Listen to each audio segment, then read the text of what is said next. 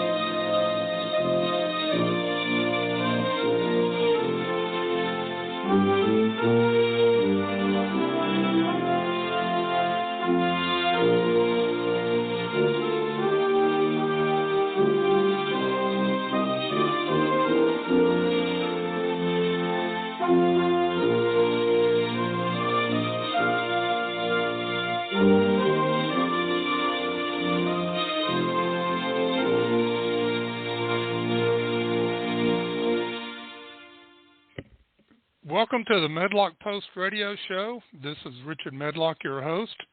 This is where we educate, entertain, enlighten, and empower. Today is March 22nd, 2023, and our episode 124 is Banking in America Today, Part 2. Yes, we are continuing the conversation from our last episode, Banking in America Today. And I know it's been a while. I've been fighting a sinus infection, and so we're going to try to get through this today. I'm keeping my finger on the mute button. If all of a sudden music or soundbite is playing, I've got to take care of my nose or a cough or something. So I apologize for that to start with. The views and opinions on the Medlock Post radio show are those of the host. They are not necessarily the views and opinions of Blog Talk Radio, Spreaker.com, its corporations, affiliates, or any other podcast streaming services. Ladies and gentlemen, I know you have been keeping up with the news. I know that you have concerns about the economy, now the banking system, the banking structure that we've been operating under for many, many years. You are concerned about your jobs. You're concerned about education for your children, maybe even yourself if you're in school. So there's a lot of things to be concerned about.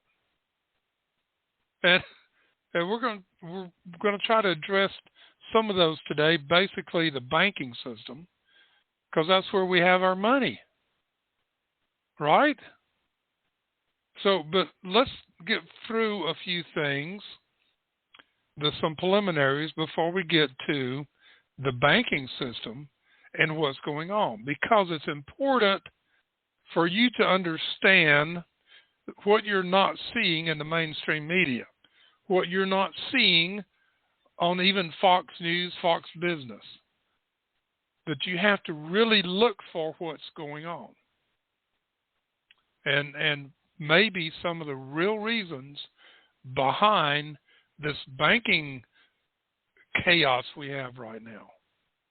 But first, let me be perfectly clear about how the current administration, the deep state, and the mainstream media respond to an event or situation. There is a template that they all use, and it is as follows.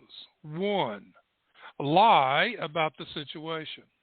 2, blame Trump or Putin or the MAGA white supremacist or racism. Now you're saying, what's number 3? There is no number 3. That's their template, folks. Lie about it and then blame somebody else. That's all you need to know. Folks, our family are big Wheel of Fortune fans. Almost every night, you can find us in front of the TV watching Wheel of Fortune when it's on. Sometimes it's not on because of ball games or something like that. But they've been taking a lot of criticism. There are people that don't like Wheel of Fortune. And on Twitter and other mainstream medias, they attack Wheel of Fortune all the time. And there's two things lately that they've been attacking. Number one, they're puzzles. They get upset when players cannot solve a puzzle, especially the bonus puzzle. Well, folks, that's up to the player.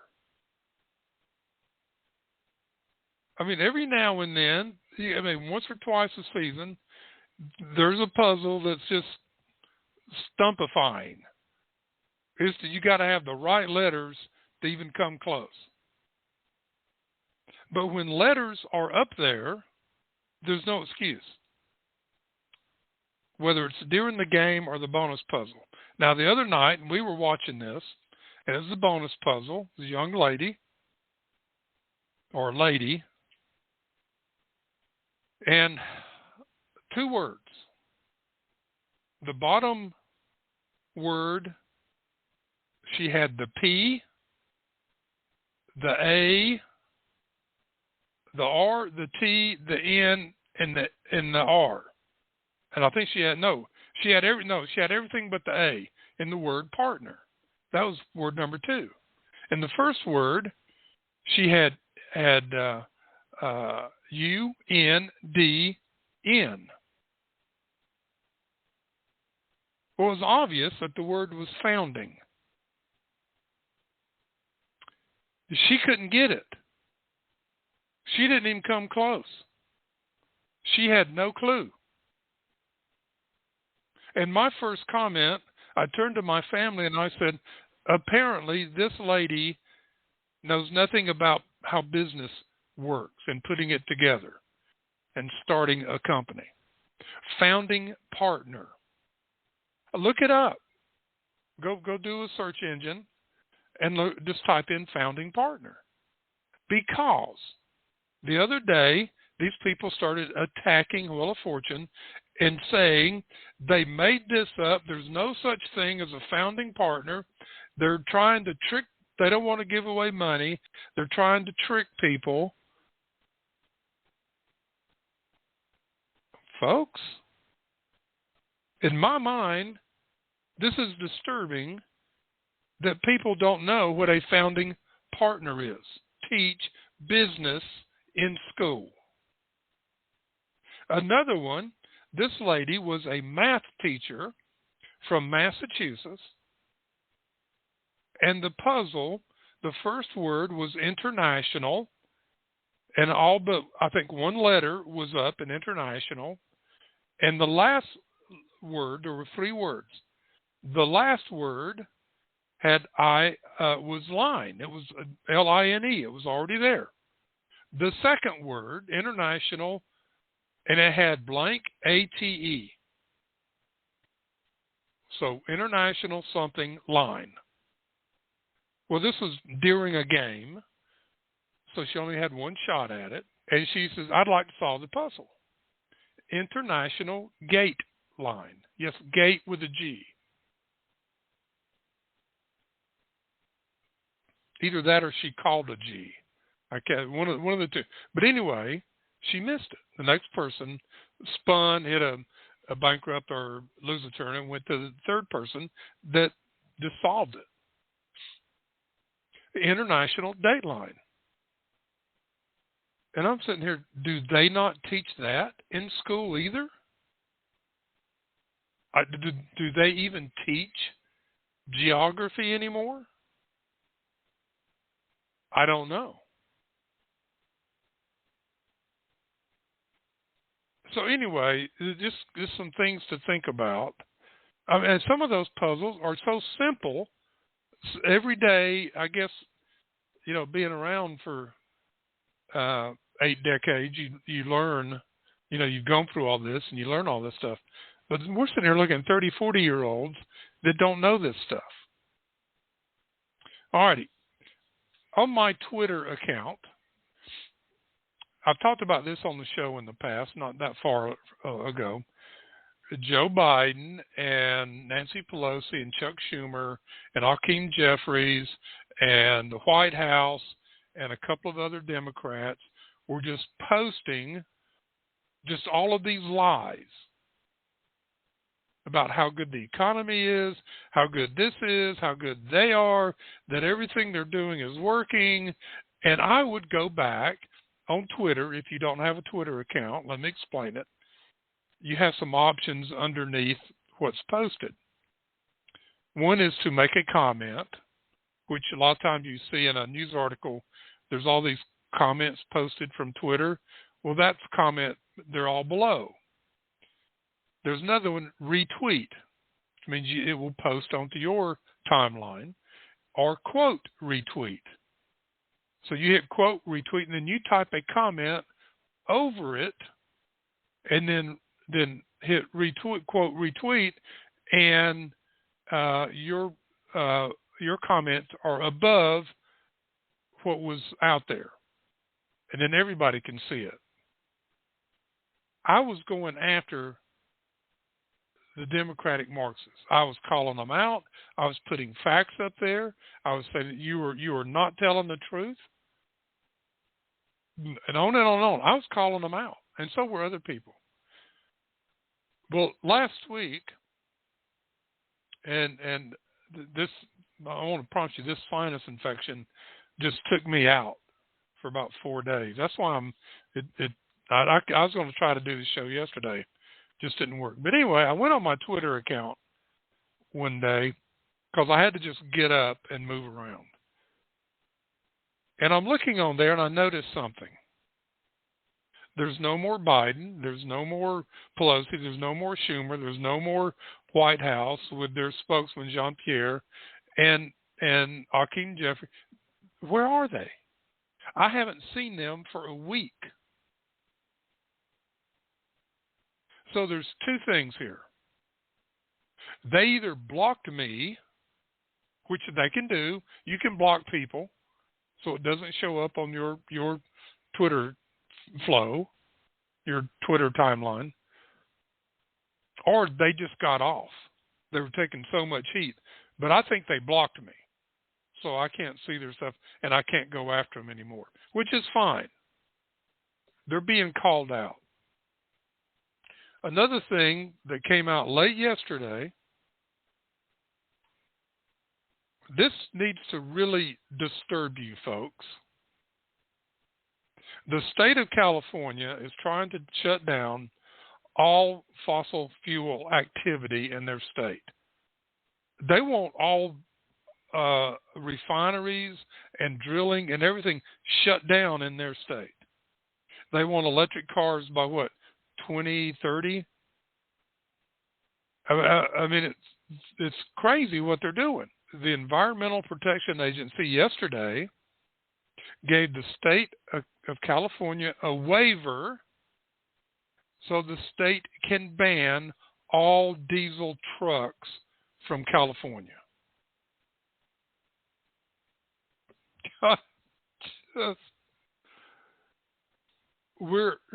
They've gone off the cliff, folks. They have gone off the cliff. Okay, so we want to ban all diesel trucks. Well, excuse me, all semi-trucks that bring in food and supplies and everything else are diesel trucks. Or 98% of them.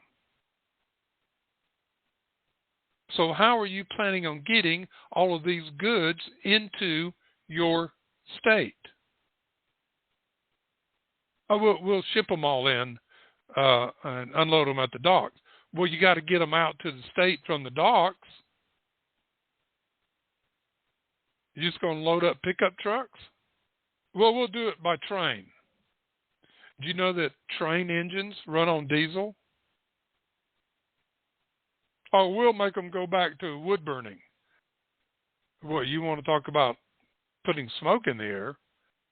Why don't you go back to coal burning engines, train engines? I want you to stop and think about the cost to the state of California if they ban diesel trucks. This is why people are leaving that state in droves. To let it sink in. Show me the man, and I'll show you the crime. Now, who said that?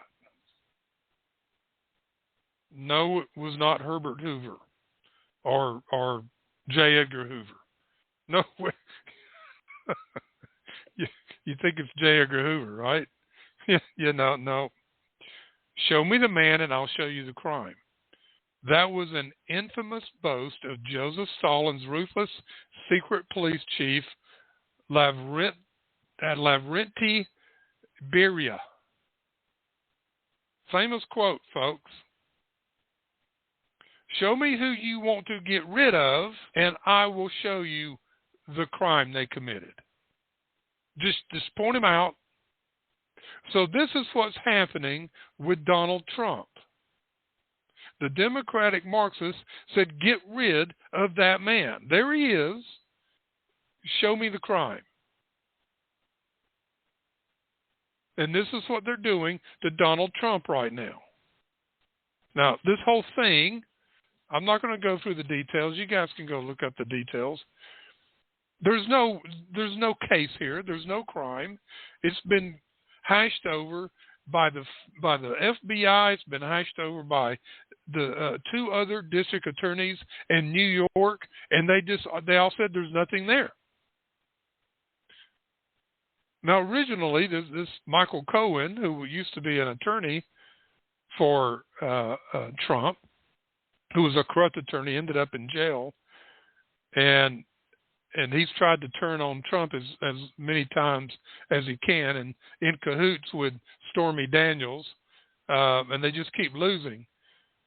But it's proven that Cohen paid her off, and then later on billed Trump, hey, I used my money to pay her off, so Trump reimbursed him. That's the end of the story, folks. But they're trying to put in tax evasion and all this other stuff. Tax evasion, who got the money? Michael Cohen and Stormy Daniels. Go after them for taxes. Now, here's some questions I want to bring up today. Oh, and one other thing. This morning or late last night, it's reported that D.A. Bragg is rethinking charging Donald Trump. That's a report out by a reliable source. And another report out this morning was Bragg hid 600 pages of exculpatory information to exonerate Donald Trump. He hid it, and it came out in testimony yesterday. He was called out on it by the person that sent it to him.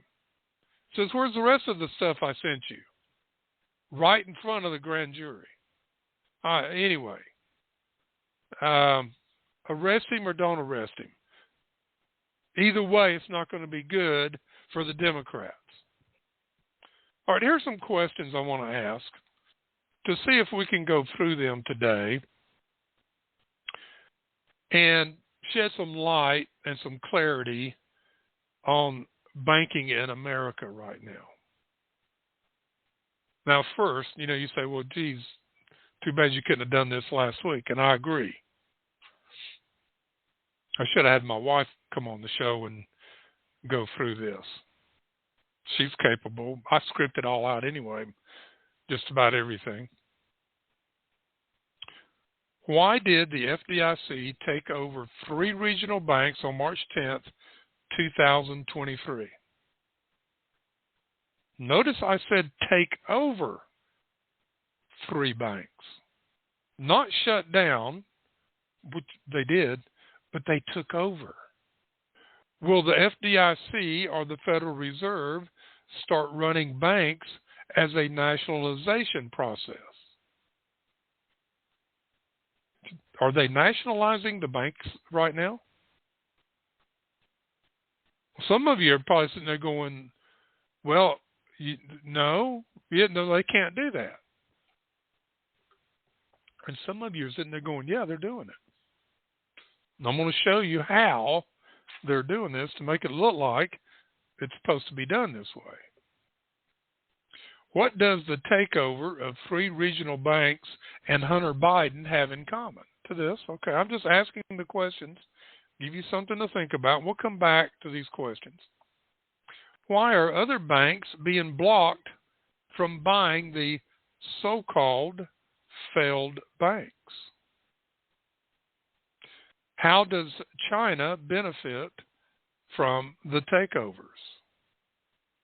How do the globalists benefit from the bank takeovers? How do the Bidens benefit from the bank takeovers?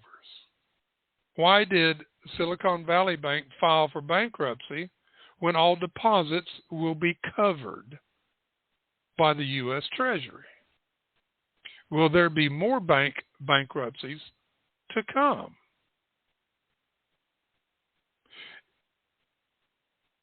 Why were there 1,500 climate change tech companies banking with Silicon Valley Bank? 1,500. I bet you didn't know there were that many climate change tech companies out there, did you? How does Donald Trump come to play in this mess? What role did Senator Elizabeth Warren play in the banking chaos? Some thoughts here. We might come up with some more questions as we go along. Now, from my last episode, Banking in America Today, basically part 1, I went back and reviewed the history from 1913, the creation of the Federal Reserve, and down and went over some scenarios through history in the United States, how some of these things have been progressing. Well, it's interesting that a day or two after that, articles came out. A couple articles came out about the history of the Federal Reserve and how bad they are, and one of them was the 1980 S&L savings and loan debacle, which I didn't talk about. That was under Jimmy Carter. I talked about the 89-90 savings and loan debacle. Several articles about the 2008 banking crisis, which was created to gain control and pass a major bill to pay off union pensions, to save them. So anyway, there was a lot of follow-up articles to support what I brought up. Now, this article came out, what was it, last Wednesday, a week ago. President Joe Biden has done something that most statists in America have only fantasized about doing. The 46th president has effectively nationalized the United States banking system. Yes, ladies and gentlemen, in response to the collapse of the Silicon Valley Bank, a small bank that was responsible for providing loans to a large number of America's startup companies, notably those in biotechnology and green energy. So that meant a lot of federal money was flowing into this bank. Remember the chip bill they passed last year?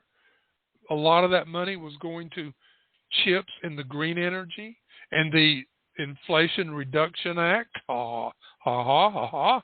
Yep. Yeah. Anybody seen the inflation go down yet? Yeah, I haven't. I've seen the increase slow down, but it's still going up. We haven't even brought up the Chinese yet. All right. The Biden administration announced that it would not bail the bank out as the U.S. government had done during the 2008 Great Recession. As I mentioned before, they didn't bail every bank out. They let Lehman Brothers bite the dust.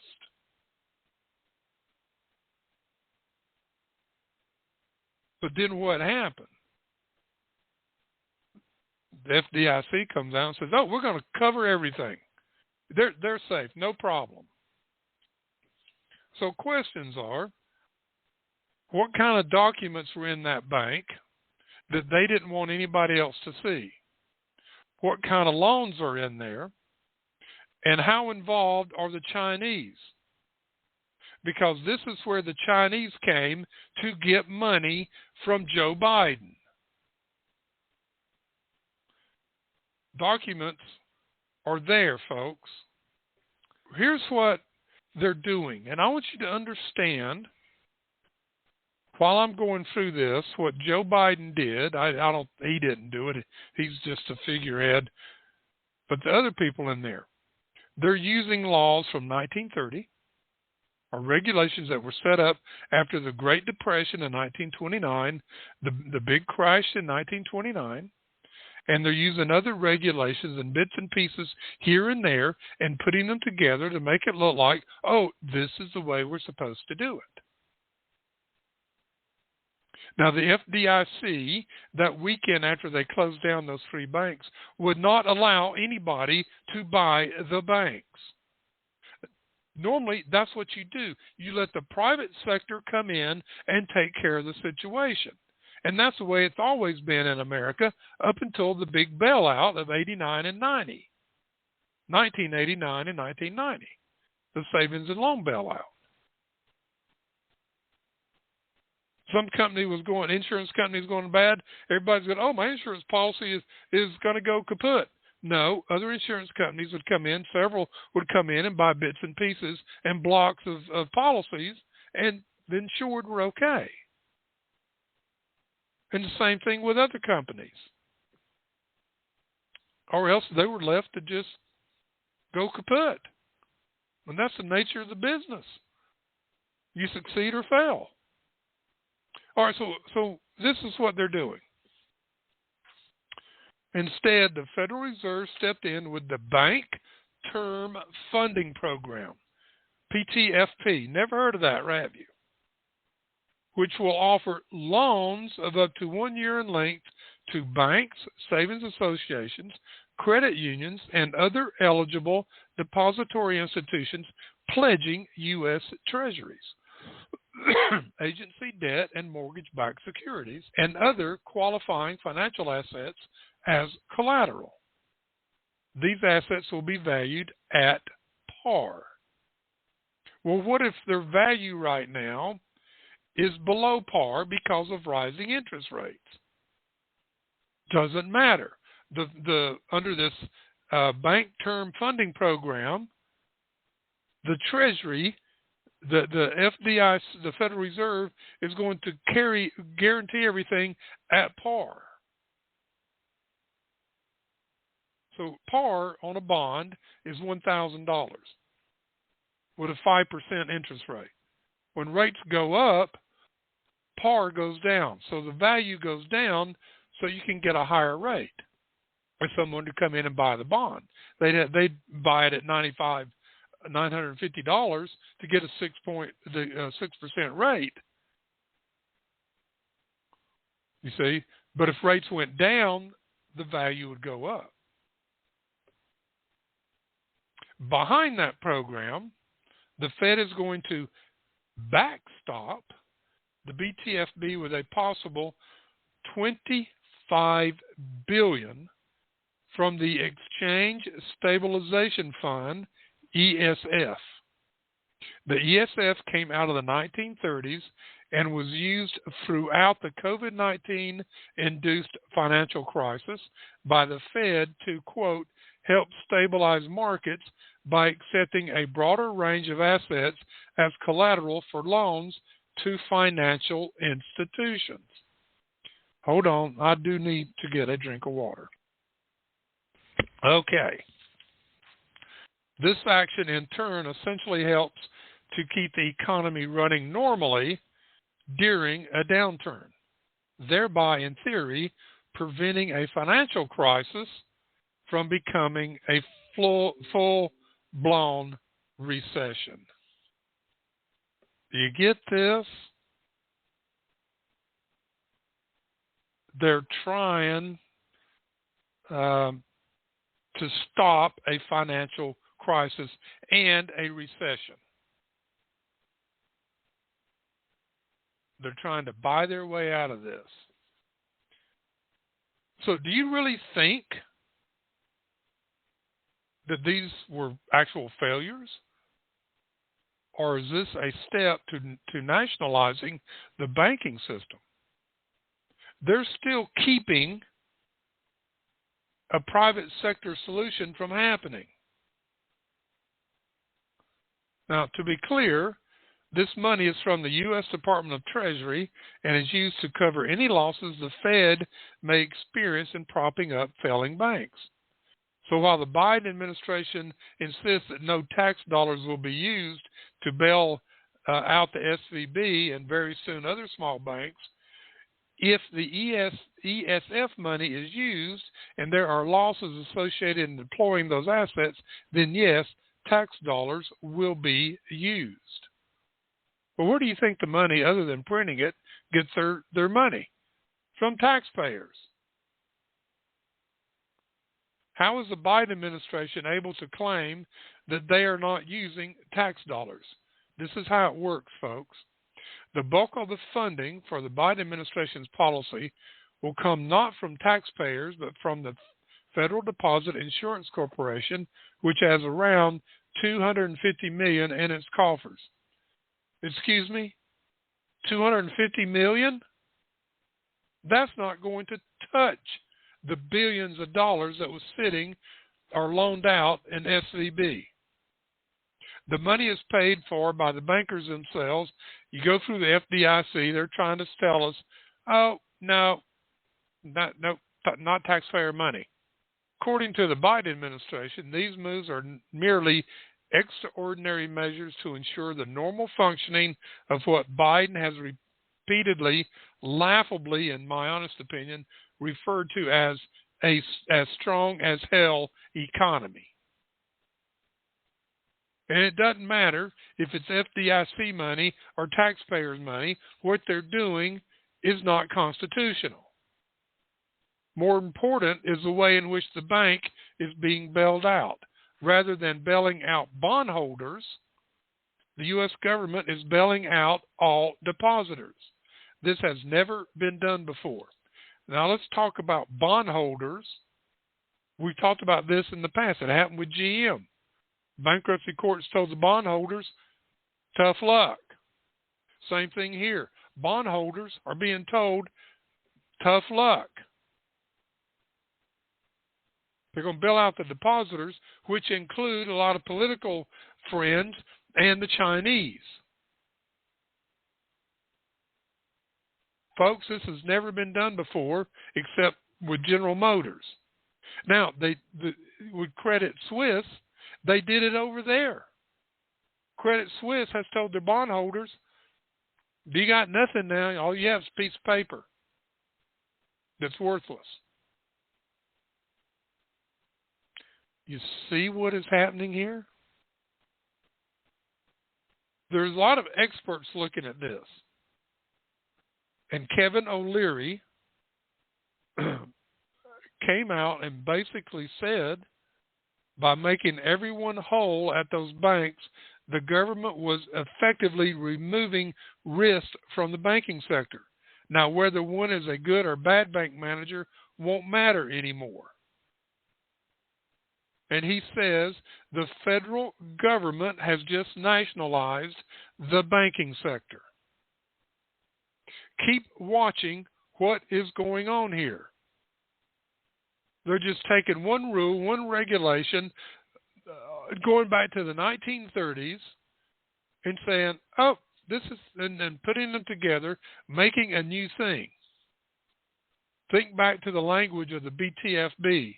According to the Fed, the BTFP will help stabilize markets by accepting a broader range of assets as collateral for loans to financial institutions.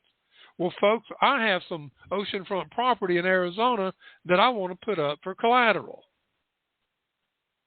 According to these new rules, they'll take it. This whole thing is full of systemic risk. It's turning America into Europe, into the European banking system, which is controlled by the European Central Bank. Excuse me. These banks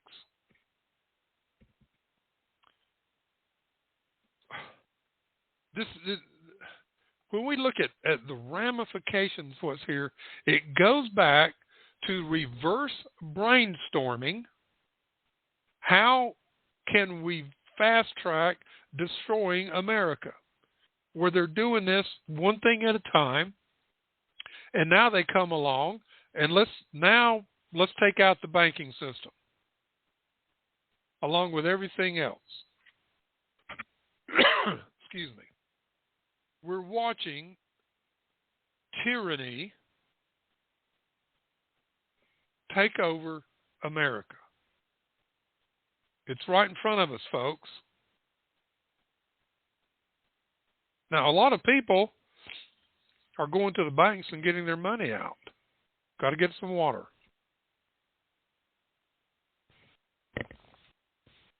But that might not help them. What is the ultimate goal here? What is the ultimate goal?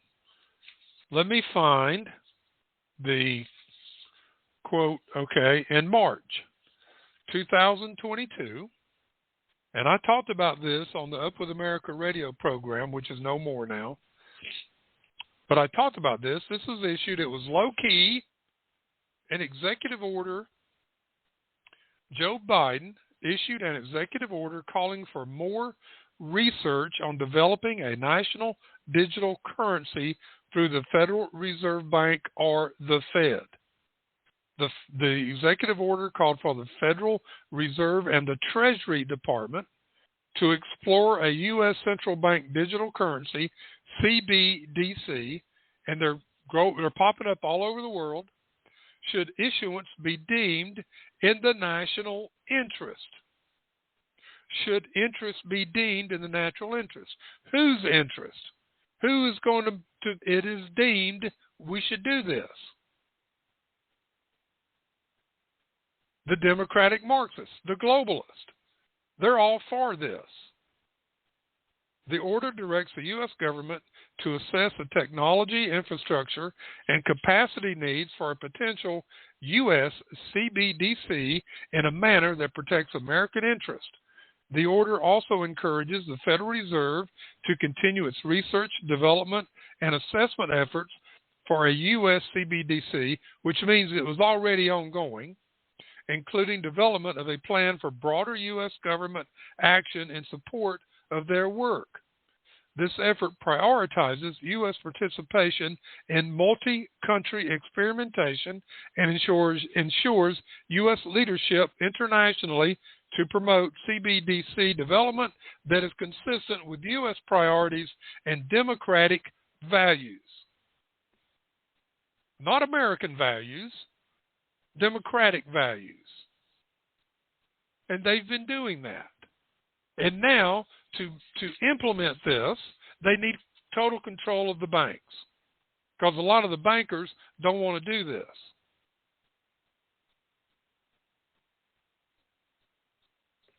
In 2017, Fed Chair Jerome Powell came out. He has come out and support that. I don't have time to read that. I want to.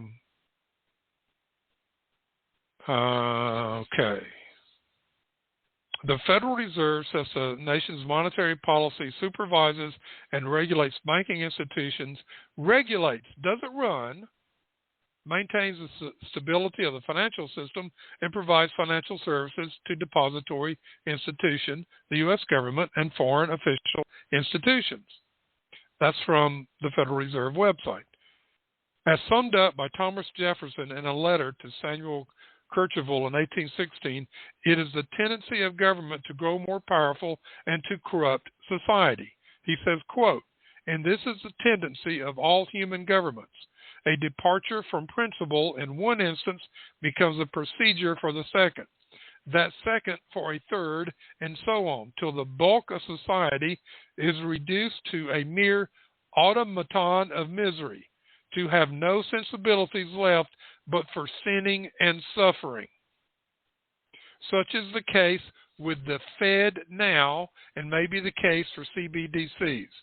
It will then be a matter of time before Fed proponents advocate a digital dollar. Now, the Fed now is an organization that the Federal Reserve has set up to move the United States into the digital currency. Now, what does that mean? Well, you have a central bank digital currency. Then you have digital ID. Then you have climate passports. Then you have personal carbon rations, climate lockdowns, banning private cars. Only elite can afford meat. This is all a plan to control everything about your lives, our lives. There's no good that's going to come out of this. There is no good that is going to come out of what Joe Biden and his administration and the Democratic Marxists are doing to America right now. And it needs to stop.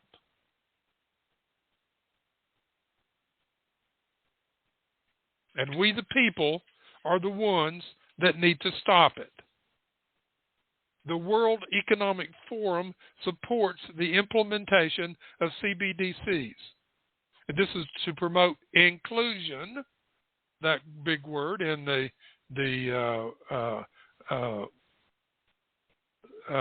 communist dichotomy, stability in the global digital economy. It cites America's central bank, the Federal Reserve, as saying that if CBC were to be introduced, it would be the safest digital asset available to the general public with no associated credit or liquidity risk.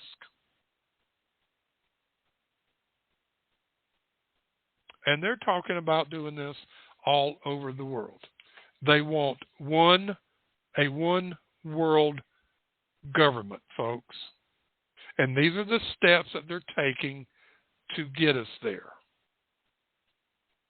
You want to just sit there and close your eyes and stick your head in the sand and say, this will blow over?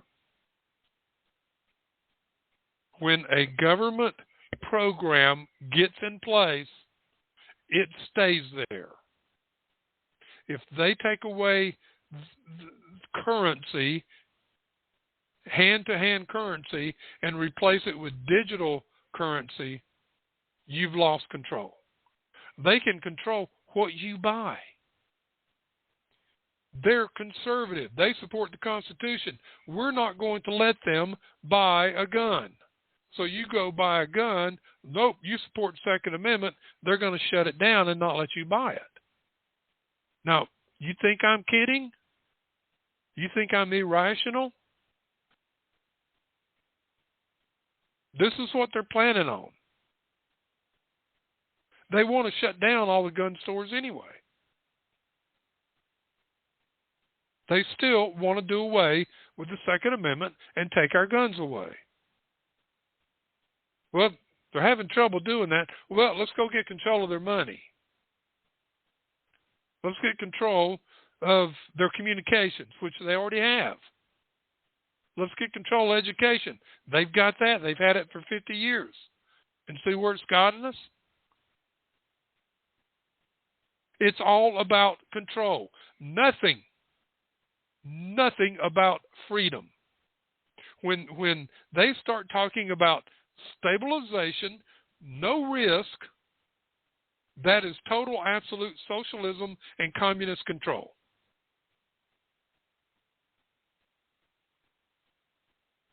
The only risk you take is speaking up against them. And then you disappear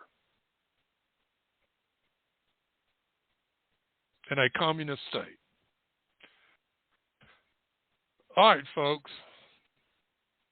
I think that's enough for today. I think my voice is pretty much done. I'll be back, hopefully, and hopefully do tomorrow and Friday. I do a couple more shows. They'll probably be short ones like this. But I'm trying to wake you up, folks, and give you the facts. You think that the overnight, when they took over SVB and the other two banks, that overnight they put together this system, the BTFB and the ESF and all that? No, it was lined up. And why was it lined up? Well, all of a sudden, all this information was coming out that the Bidens have been getting all this money from China, and now they have the bank records to prove it. Oh my gosh. Oh, let's go take over the banks and make that the big news and cover this other up. And they did. And then, the other things started coming out about the corrupt Biden family. I guess I should say alleged corrupt Biden family. Oh, let's go charge Donald Trump and let's perp walk him in handcuffs, because that'll be big news. And everybody stop talking about the Bidens. And other things are going on that they're trying to cover up. Going back to some of the questions that I posed. China, do they benefit? Yeah, they get all their money out of the bank, the SVB bank. What about Hunter Biden? It all ties in. Let's do this, cover up Hunter Biden and the Biden family. The globalists, do they benefit? Yeah. 1,500 climate change companies are going to get all their money out of the SVB bank, Silicon Valley. They're great. They're saved. If you were an arm manufacturing company that banks there, they wouldn't save you. I talked about Donald Trump, how that played into this. And Elizabeth Warren, her policies, her changes that she made since Biden took office led to the problem with the banks now. She hates banks. She hates anybody making money. Go do your homework, folks. I've pointed you in the right direction. Go look it up. Bank Term Funding Program, BTFB.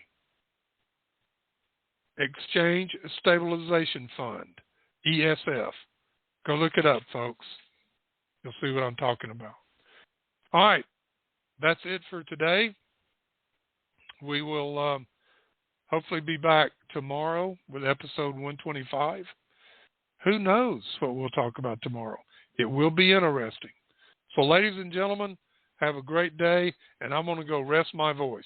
May God bless America.